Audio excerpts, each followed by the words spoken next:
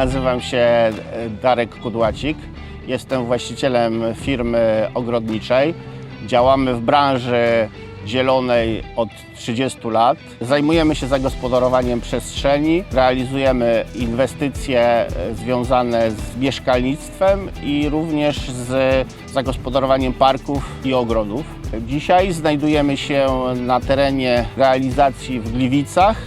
Jest to wykonanie zbiornika retencyjnego na potoku Wójtowianka, gdzie sadzimy rośliny i drzewa i zajmujemy się wykonaniem łąk kwiatowych.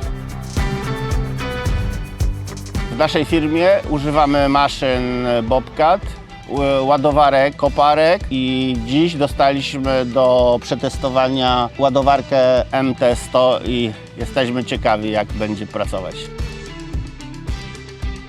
Na budowie w Gliwicach wykorzystujemy ładowarkę L28 głównie do transportu roślin i rozładunku roślin.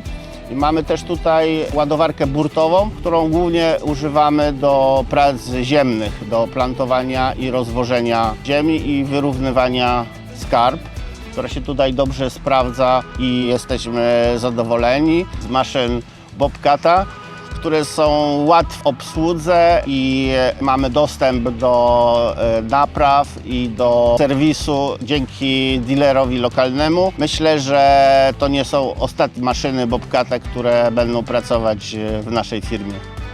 Ogrodnictwem zajmuję się już 30 lat. Pracę swą rozpocząłem zaraz po ukończeniu studiów ogrodniczych na Akademii Rolniczej w Krakowie. Pracuję do dziś i to jest najlepsza praca na świecie.